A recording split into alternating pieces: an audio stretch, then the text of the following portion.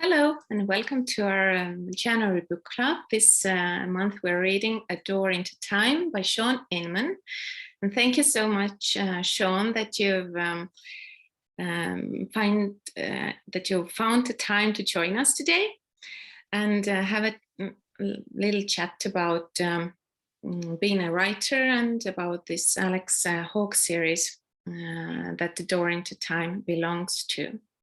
Well, writers are always happy to talk about our books, you know, it's like our children. That's good, because then I know that I'm not a burden. Oh, no. Okay, so we've talked before. It was actually our first interview for the book club that we had, but I remember that we mainly concentrated on the book at hand. So today I want to ask about like your books and your life as a writer. So when was the first time that you felt truly happy about writing, and what do you remember? I do. I was pretty lucky in that my mom decided at a very early age that I was going to learn how to read. And she started me on flashcards before I was 2. And I was reading by the time I was 3, and I was able to read chapter books by the time I was 4. It wasn't that I was super smart or anything. I just had a mom that was jamming it in my brain there. And so I learned how to love reading very early. And when I was 5 years old, I sat down. She had one of those big, heavy Underwood manual typewriters that they weighed, at the time they seemed like they weighed 100 pounds, but it was heavy. And I sat down with Dr. Seuss's Green Eggs and Ham, and I opened it beside me, and I sat one finger typing, and I typed the whole dialogue of Green Eggs and Ham on that little Underwood typewriter. And I took it to my mom and I said, look, I'm a writer. And she said, well, okay, you're a kind of a typist, but you're not really a writer yet. But I actually started making up my own stories super early, like when I was 5, 6, 7 years old. They were not good, of course, but they were what I had. And I really never stopped writing stories after that. Although I didn't publish my first book till I was 52 years old. So there was a long dry spell in there where I might have been writing or thinking about writing, but I wasn't actually publishing anything yet. But what do you think would it, what age is a good age to really start writing and publishing? Because I've been thinking about myself and my writing, and when I look back, then I think that when I was younger, I didn't really have to say anything to the reader, you know. I think that people need some life experience and some knowledge before they really start to write well. I tried to write my first book when I was 20. And I ran into exactly that. I wanted to say something in the book, but I was a 20-year-old boy. I didn't have anything to say yet. And actually that book, which I had originally called The Man Who Is, I ended up publishing as writing and publishing as the 4th book in my Middle Falls series. So I did write that, but by then I was 55, 56 years old, and I'd been around the block a few times, and I had a few more things to say than I did when I was 20. So on the one hand, you're right. I think it takes time to have a perspective. Now, there are people like Malala, who wrote the famous memoir and who was thrust into the world spotlight when she was shot for not being allowed to go to school. She had a pretty interesting perspective on things. So she was able to write a pretty interesting book when she was really young. But typically, I guess I encourage everybody to start writing stories as young as they want, but you're probably they might be what we call trunk novels or drawer novels, which is you write them and you stick them in a drawer and then you forget about them. And then years later, when you come back and read them, you might think, oh yeah, that wasn't very good. I'm glad I didn't actually try to publish that. And I'm glad I didn't publish my first book until I was 52 years old, because on one level I am, because I did have a better perspective by then. But on the other hand, I wish I'd started writing somewhere in my 30s, my late 20s or early 30s, because I would have so many more books out now. Because I write a lot of books. Last year I published 6 books. Year before I published 6 books. This year I'll probably publish 6 books. So I think if I'd started writing when I was 30, I'd have like 200 books out by now, and that would make me very happy, because the day I die, I will have unwritten books in my head, because the more books I write, the more ideas come into my head. So I think that's the case for most of us. Well, 6 books a year is like a really big number, I think, for most of us. So what did you do before you started writing full time? Well, I used to be in an organization called Toastmasters. I don't know if you've ever heard of them, but it's a public speaking group. It helps people get over their fear of public speaking. And my first speech at Toastmasters was everything I know I learned from my 400 jobs, which is a slight exaggeration. I haven't actually had 400 jobs, but I skipped around a lot in my life. When I was only 14 years old, I was working on a crab boat up in the Alaska Sea.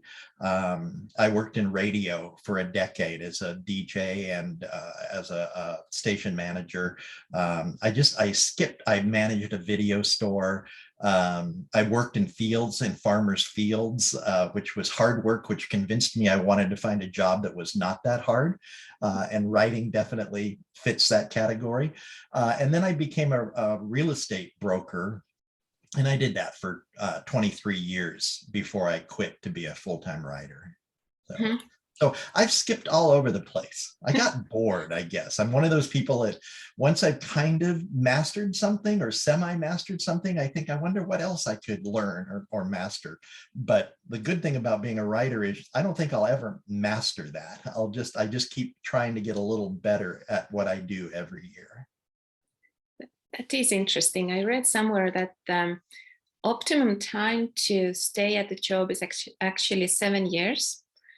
So because the first 2 years you learn the job and then you're proficient in that, and the last 2 years are kind of yes. So I've also had several jobs, but there are teachers that have taught in the same school for 40 years, and I don't know how they do that, because it's really difficult to do something without burning out. Well, my sister used to tell me, I worked for my sister in retail as well, and somebody came in and they had a great resume, and I said, well, maybe we should hire them. They've got 20 years experience. And she said, do they really have 20 years experience, or do they have 1 year's experience 20 different times? And I've never forgotten that, because that's true for some people. They'll spend that first year or 2 years learning, and then they're just repeating it after that. So the good news about being a writer is you're never really just repeating. You always have to be learning new things. Definitely, because the writing styles and the language evolves all the time. And there are books that I read in my childhood that my child would never read. And there are still books that are classics and everybody likes to read.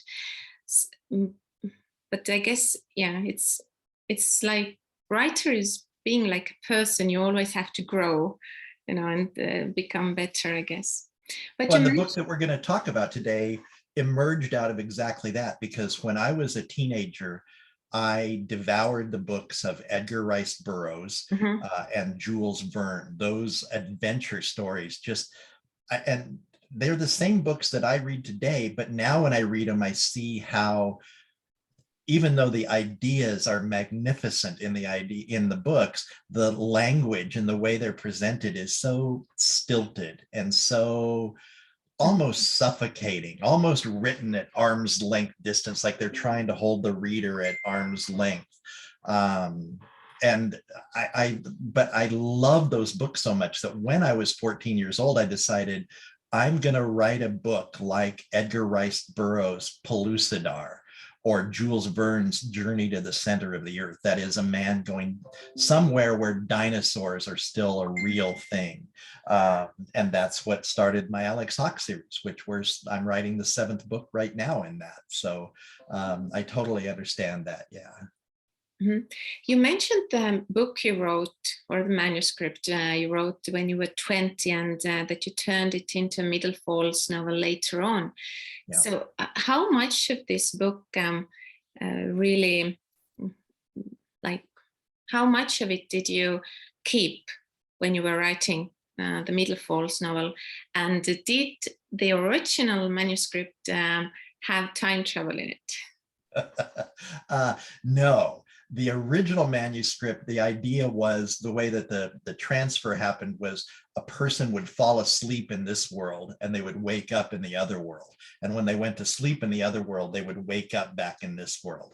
So, but I took that basic core of transference from one world to another and fit it into the Middle Falls concept of time travel. And I'm going to tell you, almost none of that original book made it in. Just the core idea. I had a core idea that I wanted to write about, and I just wasn't ready when I was 20 years old. I remember I showed it to my high school teacher when I was 20 and said, I'm excited, I'm writing my first book. You want to read the first few chapters? And he read it and said, don't quit your day job, okay? Oh, but he turned out he was right, because it was not well written yet. I really needed to work a lot more before I was ready. Yes. Well, thank God for teachers, right? Yeah. Because there's now with self-publishing at Amazon, there are tons of bad books, tons of, and not only at Amazon, but also at YouTube with singing and everything that people like to perform or put up on internet. And actually, many of us sometimes need someone to tell us that we shouldn't quit our day jobs or keep to the things that we know. Yeah. So what was the first book that you published? The first book I published was called, it was actually a memoir called Feels Like the First Time. And that was the story of how I had met and fallen in love with a girl in the 1970s, how we were separated by her parents and then ran into each other completely by accident 30 years later. We had lived our separate lives for 30 years without contact. And then we ended up getting married, and we're still married happily. She hasn't thrown me out yet. And so to me, that was such a blessing, because when I wrote that memoir, I didn't have to worry about a plot. I already had my plot. Boy meets girl, boy loses girl, boy finds girl, boy wins girl. And so life had given me the plot there. And so I was really fortunate that that was my first book. And when I wrote that, I thought that may be the only book I ever write. It took me 5 years to write that first book. So when I casually say now, oh yeah, I wrote 6 books last year and I'll write 6 books this year, that's with the understanding that 15 years ago, it took me 5 years to write the first book. And then it took me a year and a half to write the second book. And then it took me a year to write the third book. And now it takes me 2 months to write a book, but I've done it 32 times now. You do get better as you go along. Mm-hmm. Well, this plot sounds like a perfect Hallmark movie. I know. All my readers have contacted me saying, why have they not made this into a Hallmark movie yet? But how do you compare about writing your own life and writing fiction? Yeah, writing fiction is easier, believe it or not, because if I need a character to do something to make the story more compelling or to have more conflict, I make them do that. They do foolish things or something. But when I'm writing my own life, and the other thing was, I was really foolish in my own life. And so here I am having to write about myself as a character in a book and say, and then I did this really stupid thing. And if I was writing a fictional character, he might not have done that. He might have made a better decision and found a better ending to his life earlier. But when I was bound by my own life, it was very restrictive. I had to confess a lot of idiotic things that I had done in my life and say, all I can say is I was an idiot. So I'm trying to do better now. I took a look at your books today at Amazon, and I also saw this book that you're talking about, and it has quite high ratings and over 1,000 reviews. So I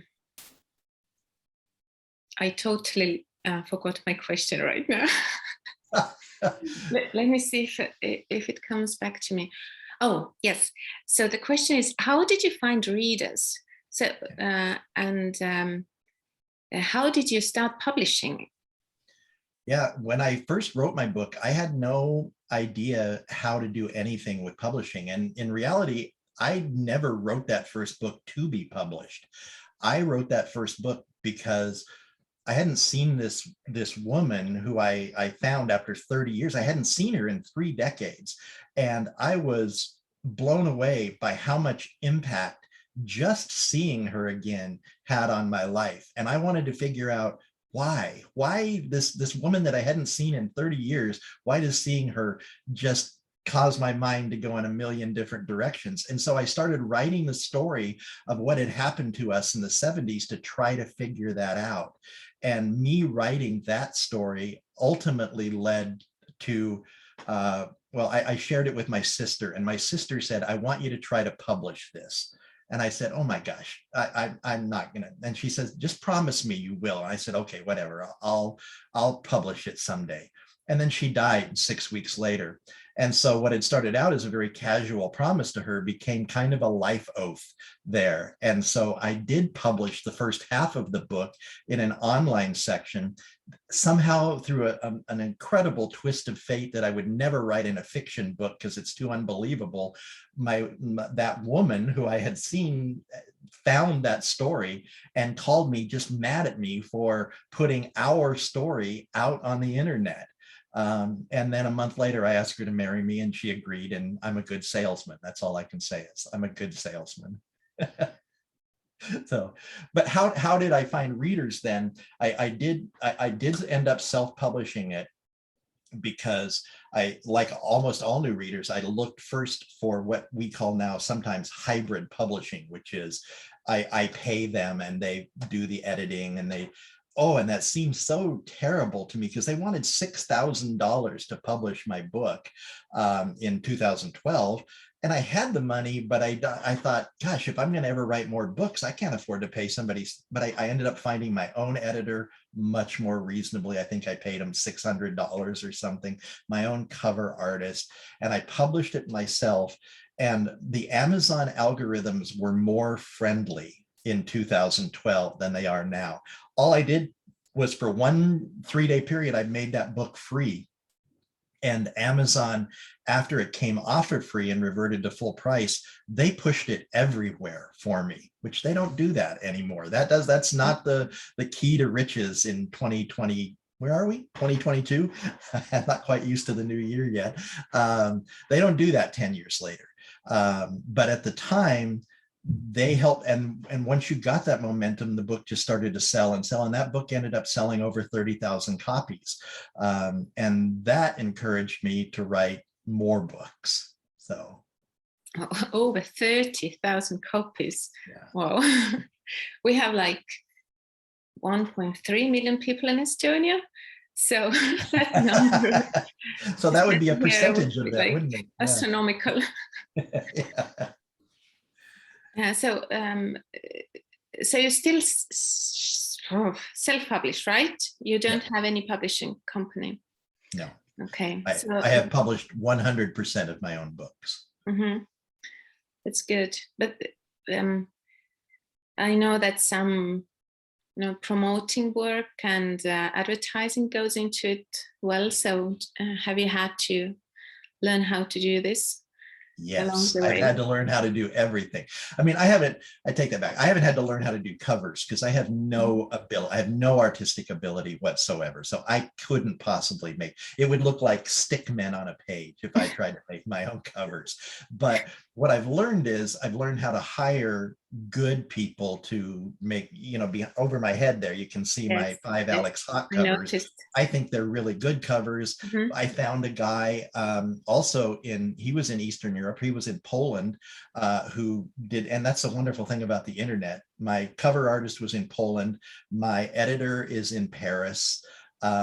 So my proofreaders, I have one in Czechoslovakia. I mean, so my team is spread out all over the world. So I haven't had to learn how to do everything, but I've had to learn either how to do everything or how to manage everything. For instance, I hire somebody who handles my advertising for me. I pay them a pretty substantial amount and they handle my ads. They do my creative ads and they put them in the right places and they find the right audiences. But that's kind of expensive. You've kind of got to be a pretty established author before you can really look at that. So I guess most of your books are about time travel, or have some elements of time travel in it. Yes. So why time travel? Oh, my mind has always been fired by time travel. I mean, the first book that we talked about was Replay, when we made that as our one of our first books that we did. All time travel book. The first time travel book I ever read was A Connecticut Yankee in King Arthur's Court by Mark Twain, where a young boy gets conked on the head and he wakes up in Arthurian England and has to deal with that. And I think that was the first book that made me think, oh my gosh, we could do that with anything. We could send somebody anywhere. You can send them to the future. You can send them to the past. You can send them to a different point in their life. And that concept of being able to, so my favorite concept in writing is a fish out of water. I enjoy seeing people in uncomfortable situations and learning how to adapt to it. And time travel, that's always what it is. You're taking a person maybe from modern times and sticking them into a time where they're primitive, or back in time where they're very advanced and they don't understand the rules of the game. And I love that fish out of water. And of course, then you've got to make sure that wherever you put them, it has a lesson that's meaningful for that person. So whether I'm writing redemption stories, which is what I write in Middle Falls, or whether I'm writing action adventure, which is what I write with Alex Hawk, it doesn't matter. It's still got to resonate for that protagonist one way or the other. So. Mm-hmm. Your Middle Falls series and Alex Hawk stories are quite different from each other. So do you think that you have different audiences for those series? I thought I would. I thought, because in Middle Falls, it's not unusual for nothing to happen. I mean, there's no explosions, there's no car chases, there's no fights, sometimes there's no action at all. It's just all focused on the interior of the characters and how they react to the situation. Whereas Alex Hawk, it opens, he's dropped off on a beach and he's shooting giant birds out of the sky, and then he's captured by a tribe of 7-foot tall people that don't look like anybody he's ever seen before and dragged back to a cave. All that happens in the first 5% of the book, probably. Mm-hmm. And so I thought, my people who read Middle Falls will never want to read Alex Hawk, and people who discover me through Alex Hawk will never. And I was totally wrong. I have so much crossover between the two, which that's probably been the most amazing thing in the last 2 years to me, is that my Middle Falls readers adopted Alex Hawk to a great extent. And my Alex Hawk readers, who I discovered through them, have come back and read all the way through all 14 Middle Falls books, which has been really rewarding. And often they'll start a message to me by saying, I don't usually read these kind of books, but I because I liked one or the other, I started your other one, and now I'm hooked on both. And that's the most rewarding thing of all. Mm-hmm. You said that people message you. So, Yeah. so how much contact do you have with your readers, and how often do you have a message or an email? A lot. I hear a lot. I probably spend 60 to 90 minutes of my day every day in contact with my readers. So I get email messages, I get Facebook messages, and I post on my writer Facebook page every day. And so I don't know if I get hundreds of comments every day, but I probably get something close to hundreds of comments every day. And I read every one of them. And if it's a question or a comment that needs it, I answer them.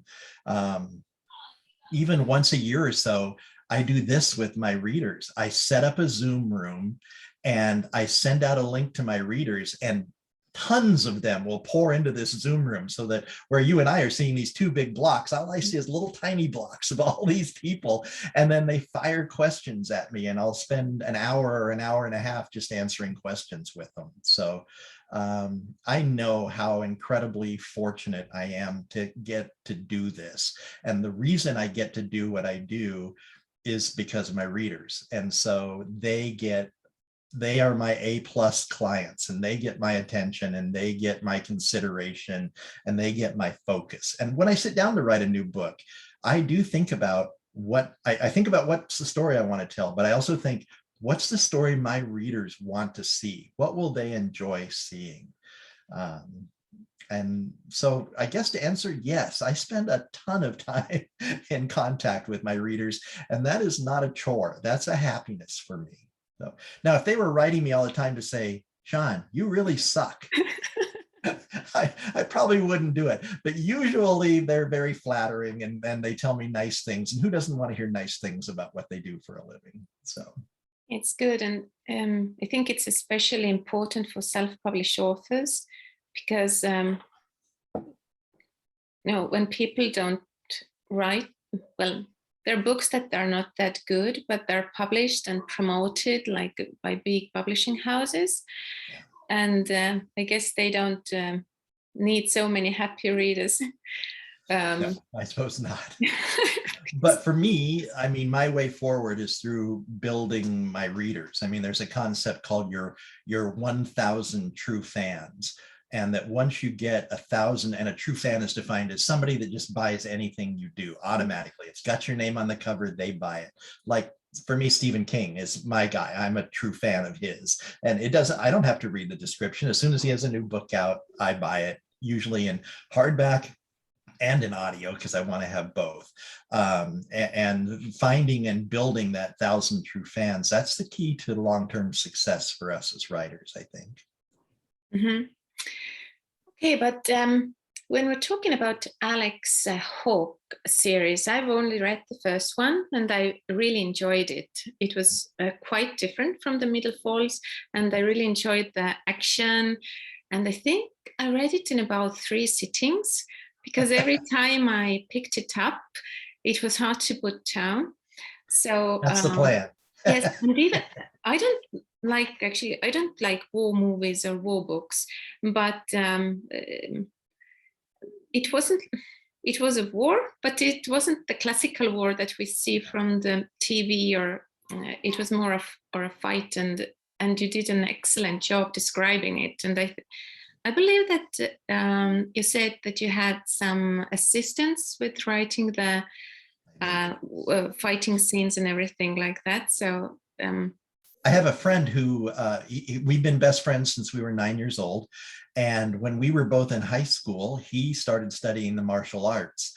And like me, he's in his early 60s now, and he has been studying martial arts for about 45 years. And he has his black belts in various disciplines. And so it's very helpful when when I have a fight scene, because I'll give him a scenario. I'll say, okay, I've got a guy that's 6 foot tall and weighs about 175 pounds. And he's got to fight a guy that's 7'4" and weighs 350 pounds, and he's all muscle. How could a little guy, in comparison, how could he beat him? And he says, well, here's how I would do it. And he describes to me his strategy, and then I just steal his strategy and drop it into the books like that. So what was most fun to write in that book? The most fun of A Door into Time was just the world building. creating that world, because I knew in the beginning, I had two ideas. I want to send him through a portal, and I'm going to fling him way into time. And in my mind, I thought I'm flinging him 100,000 years into time, though I don't reveal that yet in the book. And two, I want him to find a culture that looks so primitive that at first he thinks he's been flung backwards in time and that he's living with cave dwellers. So that was my only ideas. But then once I got there, I had to start thinking, so people living in worlds with birds that will tear you to shreds, and there's a giant, literally a giant grizzly bear called the Godata, who stands 20 foot tall at the shoulder. I had to think, I had to answer a million questions. What would their language look like? What would their hunting look like? Would they be hunters, or would they hunters and gatherers, or would they be farmers? And what would they wear on their feet? And how would they hunt? And what weapons would they use? And I mean, just what would their structure be? How would the roles between men and women be in this world? And in my world, I set it up as you do what you're good at. So like in the second book, there's a very dangerous mission that Alex Hawk has to go on, where they know that people probably won't return. Somebody probably won't return. And they give him a 13-year-old boy to go with him on that journey. And I thought, in our world, you know, we would never send a 13-year-old boy out into a dangerous mission. But that young man was the most suited person to carry out that mission in the tribe. Just as at the beginning of in the first book, the tribal chief is a woman, because she was the most competent person. And one of the best warriors is a woman named Senta. And it's because she is the best archer in the tribe. So it's very proficiency based there, that's just something that I really liked. So just creating all that stuff and then thinking, okay, that's the way it is in this tribe, but what if I go 1,000 miles away from that tribe? What would other tribes look like? Would they have different levels of technological proficiency, and would they look at the world differently? And as a writer, that's what I call the promise of the premise. It's just so much fun to get in there and make all these decisions, and then you put it out there and you hope that everybody likes it. And sometimes they don't. Sometimes I'll get an email that says, oh, you made this decision. That's totally stupid. I would have gone a completely different way. And my answer always is, that's great. You should write your own book then and see how people like it. So. Yes, I really enjoyed that in the book you had strong female characters, and who are smart, who are really good at what they do, like even if it was fighting or like at medicine. So it's always a bonus to female readers, I think, especially when women tend to read more of, maybe romances or something like that. So I think that might be partially because of my upbringing. I have 3 sisters, and they had a big hand in my upbringing. So I was always, I more than most men, I probably see things somewhat from the female perspective. And I watched my mother and my 3 sisters make really hard decisions and do really hard things in their lifetime. And I think that's probably just buried itself in my head. So I didn't write it to be politically correct or anything like that. I wrote these, and I hope it comes through. I wrote these characters because that's how I see women. I see women as strong and competent, and that they can do whatever they set their mind to do. Definitely. And I think it's one of the charms of this book. But I have to admit that I had quite some trouble remembering all the names of the people and of the animals. And every time when the animal came along, I just had to read on to remind myself who that was about to attack them. I keep meaning to put a glossary in there. So Yeah, that's a good idea. I have a glossary in the second book, so that makes it a little easier. So here's my explanation for that. If there was one thing I could change about my 7-book series, I would change the naming conventions. So I have a tag on the end of each word that explains what it is. So like the world where they live in is called Cragden Awe, and all places in this world have an ah tag, and all animals have a ta tag, and all men have an ak tag at the end, and all women have an eh tag at the end. So darn confusing, I know, but go ahead. You had a It's a thought. good system. If I had like all the names on the same Yeah. page, I would have picked it up. Yeah. But because they were on different pages and It's all scattered. yeah. So as a writer, just let me say, I made a mistake there. But here's the thing. Once I have an audiobook recorded of my book, which as soon as I got done with writing the book, it went into audiobook production and it came out. So by the time I started getting reader feedback of this was kind of confusing, I'm locked in, because once the audiobook is released, I can't change the ebook or the audiobook. They're married together now. And so I thought, well, so what I've done is as I've moved through the series, I've added new cultures into the series. So in the first book, it's all around Winton Ah, and that's the caves where he's captured and taken to. And so all the names are going to have those conventions. Excuse me, but in the second, third, fourth, fifth, and sixth books, we find all these characters from other cultures. And I've done my best to correct that, and I give them all real, regular kind of names. So, we don't have that. So I'm doing my best to dilute the problem as we go forward. Okay, but did you have any tricky or difficult parts when you were writing this one? It required a lot of as I said, I usually write a book every 2 months. To write that first book, I started writing it in November of 2019, and I didn't publish it until I think April of 2020. So November, December, January, February, March. It took me 6 months to write that book. And the reason is because I had to stop and think about everything.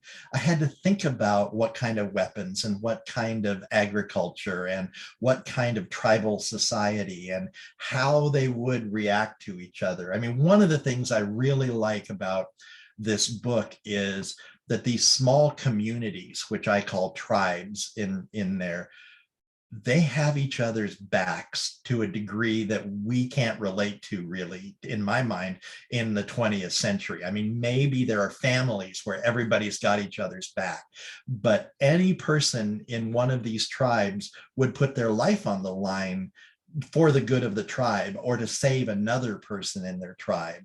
And that wasn't something I had in mind as I went in. It just kind of evolved because these characters tend to speak to me and tell me this is what I would do. And I realized all these characters would do anything for the people in their tribe. If you'll notice, there's no petty jealousies, nobody's backstabbing, nobody's trying to become the next chieftain. There's no political intrigue, because I didn't want that in there. So just creating this, basically I had to create a whole culture in my mind. And I'm not going to say it was hard, but it was very time consuming. I spent a lot of time doing this, leaning back in my chair and staring up and just thinking and closing my mind and my eyes and picturing what that world was looking like. The political ambition and plans were introduced actually with Dan, right? Was it yes. Dan? Yes, the Yes. one who wanted to war against the other tribes. So it is interesting that building a world without political ambitions or backstabbing and things, it actually kind of is a contrast to our world right now. So it didn't. I think he didn't plan to write like a social criticism, right? But when I start to think about it, it comes out a bit like that. But my thinking at the time was they create a very small, safe zone. There's that area right in front of the caves. They've got the tree line where they've got guards up with bow and arrow and horns that they can alert if they see anything coming. And so they've created this very small, safe zone for themselves there and up in the caves. But if they step outside this tiny little safe zone, death is right around every corner in Cragdon Ah. And so my thinking is, when you're so focused on survival and just getting through another day without being eaten by a giant bear, that takes so much of your time and your energy that maybe we don't focus so much. If we're focused on staying alive, maybe we're not focused so much on these petty ambitions that we might have. So yes, definitely. But it's not uncommon that the visions that science fiction writers have had for the books have actually come to be in the future. So I know that the Alex Hawke stories happen like a really long time into the future, but do you think it's a possible future, or what do you think the future holds for us? I would like to think we would get to a place where it's like it is in Alex Hawke. And in the third book in the series, well, I don't think I can say that without spoiling it, but there is a society that is revealed in the third book where the only people who can become leaders in that society are people who do not want to be leaders. If you express any ambition, any desire to be a leader, you're automatically disqualified. And people pick from the pool of people who say, no, thank you, I don't ever want to be a leader. One of them will be the next leader in that situation. And I like that idea, that because the people who want to be leaders tend to want to be, much of the time, not 100%, but much of the time, for their own gain, to glorify themselves, to put themselves in a position of power, or so that they can rule with an iron boot over whatever people they are ruling over. And I fight against that idea. So I'd like to think we get there. At the same time, I'm a student of history and I study history a lot, and I've never seen that work anywhere in all the history I've ever studied. So I'm kind of a realist, and I have to say, I don't know if we'll ever get there.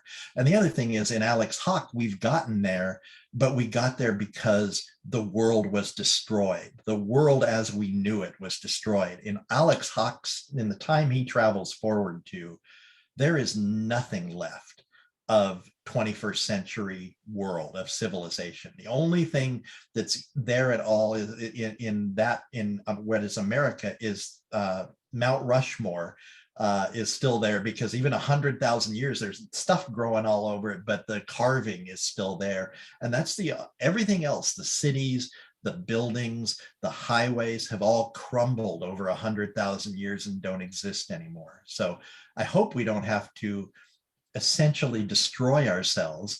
And the population of America right now, I think, is 320 million people. And in the time Alex Hawke travels to, I would put the population at maybe 50,000 people. So do we really want to wipe out 319,950,000 people to get to that point? I hope not. Mm-hmm. But at the same time, the power of fiction is to just put these ideas out there. And if somebody can read that and think, yes, I like that, and yes, that has impact on my life, that's great. But it's got to come in service to a story. If you're just putting ideas out there, nobody wants to read it. But if you can kind of bury it about 4 layers deep in an action adventure story, then that works for me. How many of your characters or plots are based or somewhat based on real people or real actions? I know that usually books come with disclaimers. I don't know if it's the right word, that's right. That everything is made up and it doesn't have anything to do with real people or situations. But right. but I do believe that people around us and situations around us influence us and the way we think and the way we see the world. So I think it's not like 100% sure that. Right. Well, I will admit fully that two interesting things. One, yes, I absolutely base characters on people I know and people I have known, but people won't look at the way I see them and recognize themselves. So I've had people read my books in which they are the protagonist and go, where did you come up with that guy? Wow, it's so weird. That's such a weirdo, or something. And I go, it's all imagination. I'm not going to tell them I based it on you, So yes, that's, but I tend to instead of taking a person, I take characteristics. We all know people that are really selfish, and we have seen how they act around people. So I kind of take notes in my mind of how and I say this because the book I'm writing right now has a very selfish person as a central figure. Well, I've known selfish people, and I watch how they present themselves, but to them, we're all the hero of our own story. They're acting in a very reasonable way, but the rest of the world sees them as a selfish person. So I like to lift those characteristics and put them inside a character, and then let that character take off and do what they want to do. Okay, but have you ever based a fictional character on yourself and made yourself a hero of a story? No, I don't think I'm hero worthy. I'm not interesting enough, I don't think. And I don't have any outside perspective on myself. I can't see me the way the world sees me. I can only see from my own interior view. So I might put myself, and again, people would look at that and go, I don't know who that is, but it's sure not you, Shawn, because you're not like that. You're not nearly that interesting or funny or whatever. So I have never, other than my memoir, and that's an interesting thing about writing a memoir, is when that was my only book that was out, people would come up and go, oh, that character, he was so funny. And I go, that character, that was me. They go, no, the character. And I'm like, okay, yeah, whatever. I know that's me, but to them, that was just another character in a book. So. That reminds me of an ad, I think.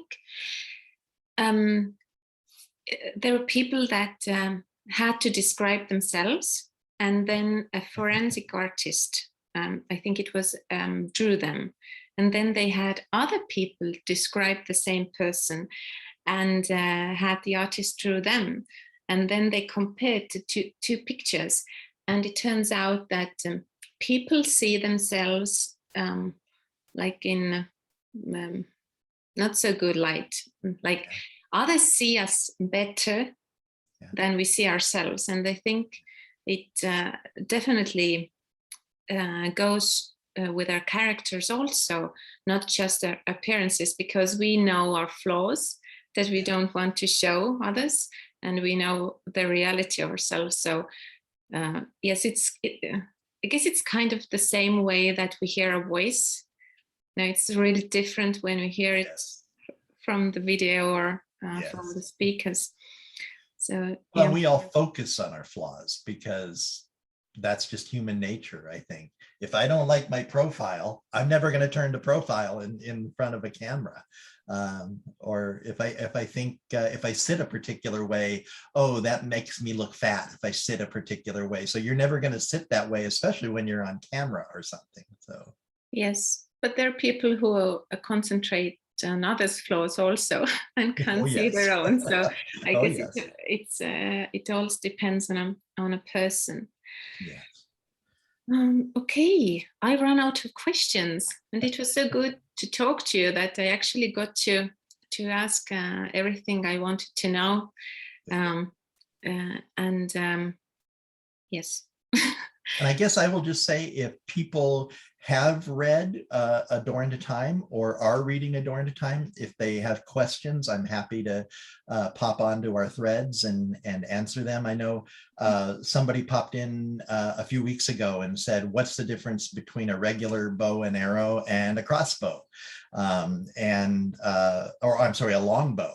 And I had to do a lot of research into longbows before I was able to introduce them. I probably spent, I don't know, more hours than I should have learning about longbows. And so I was able to maybe give them more information than they were looking for. But if there's something like that, or if you're thinking, gosh, if I was setting a society 100,000 years into the future, I might have done it differently, or I might have done it this way. I'm happy to talk about it and answer questions. And I'll always be honest about whether I goofed something up, like choosing my naming conventions. That's good. It was so great to talk to you. Thank you for joining us today. Thanks. And I guess we'll see you around the group also. So, I'm always around. Yes, every now and then. So thank you and have a good night. Thank you. Appreciate it.